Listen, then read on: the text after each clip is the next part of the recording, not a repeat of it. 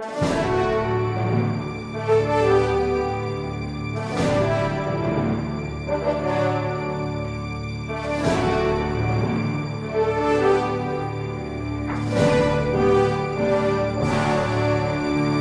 Parresia dessa semana gostaríamos de falar da segunda decolagem.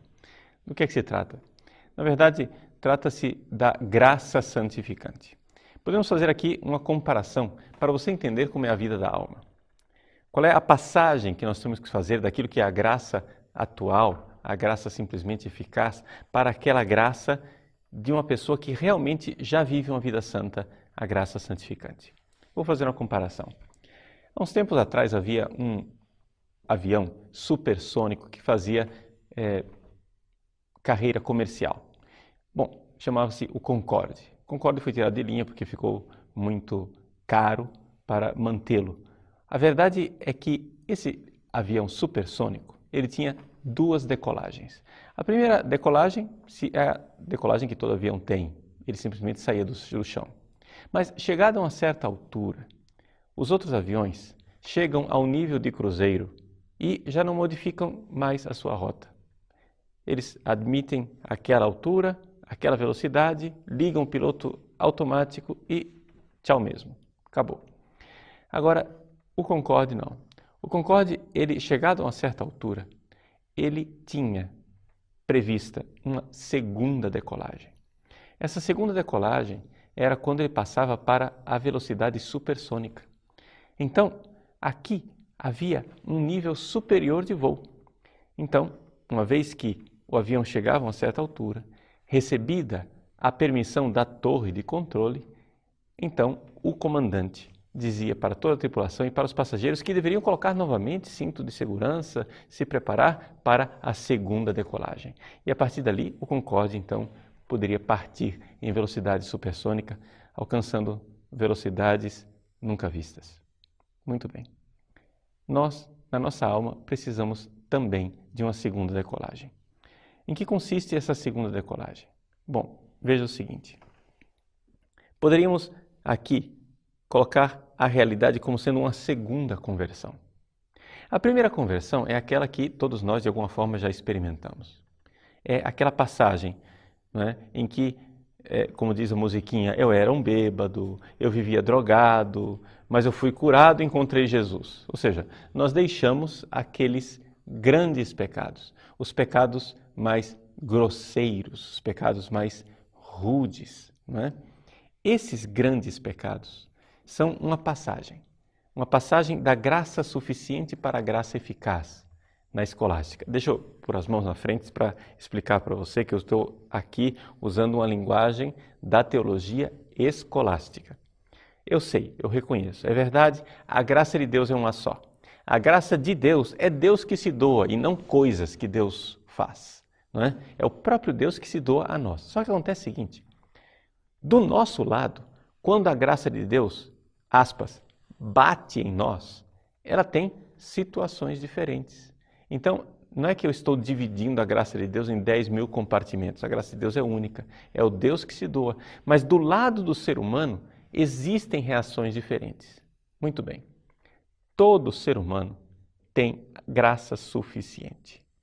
Graça suficiente quer dizer o seguinte, todo ser humano tem graça suficiente para sair da sua vida de pecado. O problema é o seguinte, é que nem todo mundo sai. Então, quando a pessoa dá o sinal verde e deixa a graça de Deus agir na sua vida, não é? Esta graça recebe um outro nome, é a graça eficaz. Vejam, eu não vou entrar aqui, né, em controvérsias sobre a questão do molinismo e companhia limitada, de Banhes. E quem conhece teologia sabe que tudo aqui tem uma controvérsia escolástica. Não estou entrando nesse tema. Deixe essa controvérsia de lado. Tá? O que eu quero aqui é analisar a coisa a partir do ponto de vista do ser humano. Deixe o ponto de vista de Deus de lado. Do ponto de vista do ser humano, eu dou o sinal verde para Deus. E essa graça, então, torna-se graça eficaz. Eu começo a mudar de vida. Só que a graça eficaz, ela é uma graça que faz com que eu obedeça quase todos os mandamentos divinos. Então significa essa vida de conversão que todos nós levamos, mas, vamos admitir, para nossa vergonha, uma vida também de safadeza. Por quê? Porque a gente se converte, mas não vamos exagerar, né? A gente se converte, mas continuamos com aqueles pequenos pecadinhos de estimação que estão lá sempre atrapalhando, e aí nossas confissões se repetem a cada semana as mesmas coisas. Nossos exames de consciência são sempre iguais, porque nós obedecemos quase todos os mandamentos da lei de Deus, mas não queremos mais do que isso. E o que impede que a gente saia dessa situação? O que impede que a gente saia dessa situação é o fato de que nós não desejamos a segunda conversão. E o que é a segunda conversão? A segunda conversão é quando eu digo, eu amo a Deus sobre todas as coisas. Quando eu estou disposto a amar a Deus realmente, com todo o meu coração, com toda a minha alma, com todo o meu entendimento. Portanto, a segunda conversão só é possível quando eu exorcizo para longe da minha vida o medo de ser chamado de radical, o medo de ser chamado de fanático. Porque o problema é esse, uma parte das pessoas não se converte nessa segunda conversão, porque não vamos exagerar. Não é assim, eu sou católico, mas não sou fanático. Eu não posso ser exagerado assim. Gente, nós todos temos o nosso estado de vida. Eu sou padre, né? E outros são seminaristas, leigos, casados, solteiros, cada um tem seu estado de vida. No seu estado de vida, seja ele qual for, você é chamado a amar a Deus sobre todas as coisas. Se você é casado, você tem que amar a Deus mais do que a sua esposa, mais do que seus filhos, mais do que sua vida. Esse é o chamado. Agora, esta segunda conversão, quem foi que alcançou? Os santos alcançaram essa segunda conversão. Só que se nós não cremos que existe essa segunda conversão, nós nunca vamos chegar a ela. Então, vamos falar bem clarinho? Saia desta sua mentalidade protestante. Isso é uma mentalidade protestante. Todo protestante acredita nessa primeira conversão. Eu era um bêbado, eu vivia drogado, mas eu fui curado e encontrei Jesus. Muito bem. Mas o que é que você produz com essa primeira conversão? Uma vida mais ou menos cristã. Uma vida em que você obedece quase todos os mandamentos. Mas o protestante não acredita na santidade. Por que é que eles se recusam a chamar São Paulo de São Paulo? Por que é que eles se recusam a chamar a Virgem Santíssima, não é, de Santa Maria? Por que é que eles se recusam a chamar o Santo Padre Pio de Pietrelcina de São Pio? Porque eles não acreditam nessa segunda conversão. Eles acham que, fundamentalmente, o homem continua pecador, continua com o pecado encardido dentro dele, que não é possível a segunda decolagem. Então, o protestantismo tirou o Concorde de linha, entendeu? O protestantismo tirou o voo supersônico e disse, não, isso não é possível, isso aí é só para Deus. Acontece que nós, católicos, acreditamos que existe essa segunda conversão. Existe essa segunda decolagem. Existe em nós. Nós somos feitos para Deus.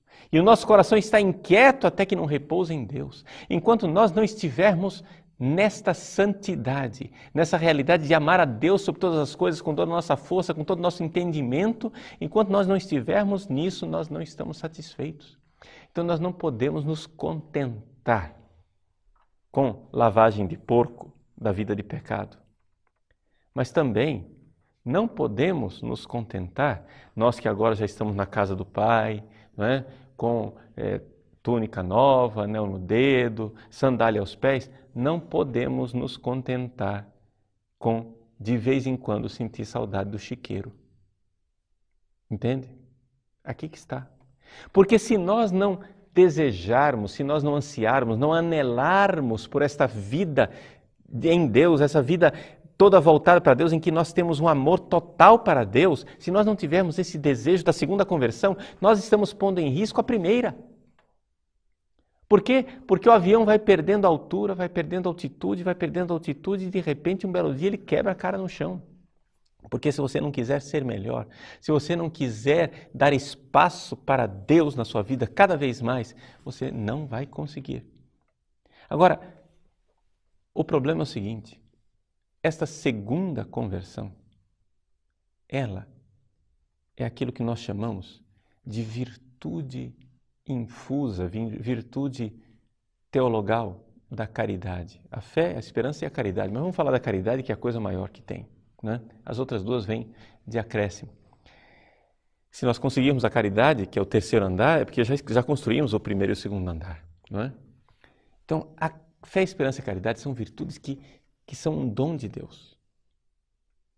Sim, agora esse dom de Deus, ele nos é dado por pura gratuidade divina, mas nós precisamos fazer por onde? Ou seja, não quer dizer que porque é um dom de Deus nós temos que ficar de braços cruzados. Existem virtudes humanas que antecedem esta vida do amor perfeito a Deus sobre todas as coisas. Nós precisamos colocar um esforço humano. Vamos aqui colocar bem objetivamente. Se nós, como mendigos, insistentemente pedirmos a Deus, com o pires na mão, sabendo que não é merecimento nenhum nosso, que nós não merecemos, mas se nós, necessitados, miseráveis, indigentes, dissermos, Senhor, eu quero amar-vos sobre todas as coisas. E insistirmos neste querer, e se não queremos ainda, nós precisamos querer. Entende? Se nós quisermos amar a Deus, precisamos pedir isso a Ele, precisamos pedir esse dom, e então nos será dado, por graça divina, a segunda conversão.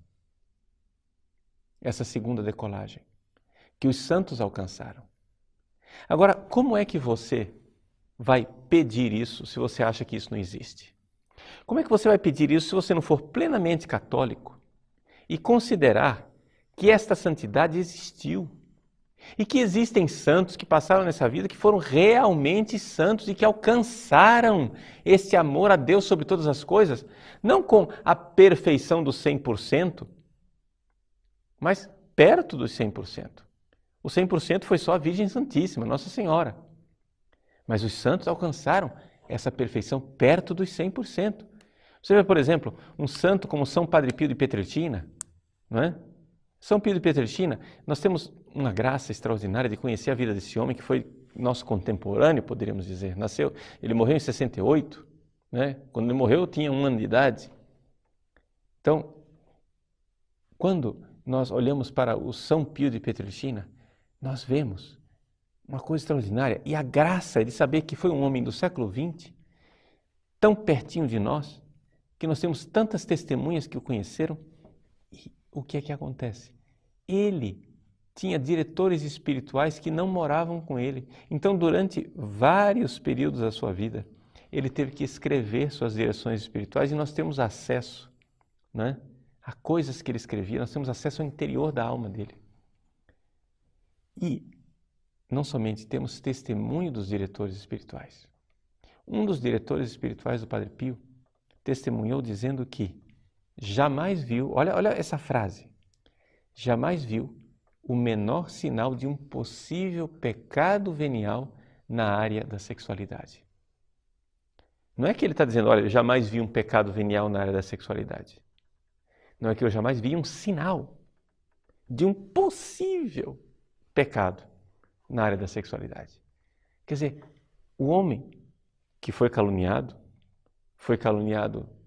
de ter casos sexuais amantes, né, entre as suas filhas espirituais, o homem era um lírio de castidade. Né? Padre Pio devia ser um desses santos que é reproduzida a imagem com um lírio na mão. Porque é uma coisa extraordinária.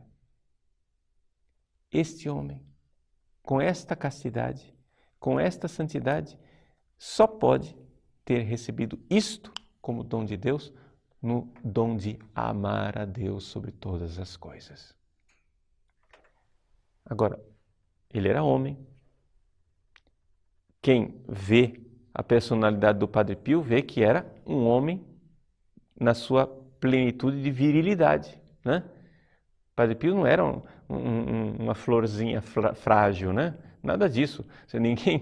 Acho que ninguém em sã consciência duvida da masculinidade do Padre Pio, né? Então, este homem, com toda a sua virilidade, né, vivia a castidade como dom extraordinário de Deus. Gente, isso significa que é possível. Então, façamos como Santo Agostinho. Na hora que Santo Agostinho estava vivendo aquele drama de conversão, se você ler lá no livro das Confissões, ele começa a ver aqueles homens, aquelas mulheres que viveram a sua conversão, a sua entrega a Deus no deserto, que renunciaram a tudo, ao mundo, para entregar-se totalmente no amor a Deus. E ele pensa assim, ele ficou incomodadíssimo com aquilo. E disse, se eles viveram isso, por que não eu? Se iste et ille, cur non ego? Por que não eu? Cur non ego? Então, nós precisamos querer, olhar para a vida dos santos e querer esta santidade. Então, quando a gente olha para a santidade que nós desejamos, né, a gente vê que o nosso sonho de santidade, às vezes, é a mediocridade encarnada. Nós queremos uma acomodação. Nós estamos no nosso comodismo burguês. Uma moralidade burguesa do dia a dia que não quer se incomodar com uma conversão. Eu estou tranquilo na minha comodidade burguesa. Não pode ser assim. Eu tenho que me incomodar. Eu tenho que me incomodar. Ou seja, eu tenho que desejar a segunda conversão, pelo menos. Vejam, gente, eu estou dizendo isso para vocês, mas o primeiro que precisa ouvir isto sou eu. Entende? Quem vive comigo sabe muito bem que eu não tenho essa segunda conversão. Isso daqui não é modéstia, não é humildade, não é nada, é a mais pura e vergonhosa verdade. Eu amo a Deus, mas não amo a Deus sobre todas as coisas. Eu amo a Deus, mas o ofendo várias vezes por dia. Mas eu gostaria de amá-lo sobre todas as coisas. Eu olho para os santos e os invejo. A palavra certa não é inveja. Eu tenho o santo zelo de querer ser igual a eles. Mas infelizmente esse zelo não arde sempre no meu coração. Eu precisaria ter esse zelo mais frequente. Esse zelo ardoroso de querer ser assim, de ver essa beleza da santidade e me sentir atraído por ela. Eu preciso da segunda decolagem. A decolagem que os mártires tiveram. Né? Acho que nenhum protestante nega o carisma, o dom extraordinário que é o martírio. Um homem, uma mulher, ter um tal desprendimento de sua vida, de sua família, de seu nome, de sua saúde, de tudo, a ponto de deixar-se martirizar. Vai dizer o quê? Que uma pessoa que alcançou esse martírio está no mesmo nível que eu e você, dessa safadeza, dessa sem-vergonhice que a gente vive? Você vem dizer que os mártires que derramaram seu sangue por Cristo têm a mesma conversão que nós? Ah, para com essa sem-vergonhice, rapaz. Para com essa mediocridade. Existem homens e mulheres que se doaram, que se entregaram e que foram santos. Nós que estamos no tempo do Natal, precisamos entender isso. O amor se fez carne. O coração que ama a Deus sobre todas as coisas se fez carne, se fez homem, é real, é real. O coração de Cristo é o coração humano perfeito que se fez carne. Deus, com seu coração perfeito, se fez coração humano, se fez carne e amou a Deus sobre todas as coisas. Agora, esse Cristo está vivo nos seus santos. Está vivo naqueles que se abrem para Ele e podem dizer com verdade, como São Paulo, vivo, mas não eu. Cristo vive em mim. Os santos podem dizer isso. Vivo, não eu. Cristo vive em mim. Porque o santo sabe que não é ele que ama a Deus sobre todas as coisas, é Cristo nele que ama a Deus sobre todas as coisas. O santo sabe que ele é totalmente vazio de si. O não eu é muito importante. Chega a dizer, não eu. Cristo vive em mim. Aqui está a conversão. Aqui está a segunda decolagem. Aqui está esta santidade, essa santificação que todos nós gostaríamos de alcançar. Mas para alcançá-la, precisamos desejá-la, precisamos querer, precisamos pedir, precisamos suplicar. Então, das alturas orvalhem o céu. Que chova esta justiça, essa justificação do coração que ama a Deus sobre todas as coisas. Que venha na nossa vida essa graça.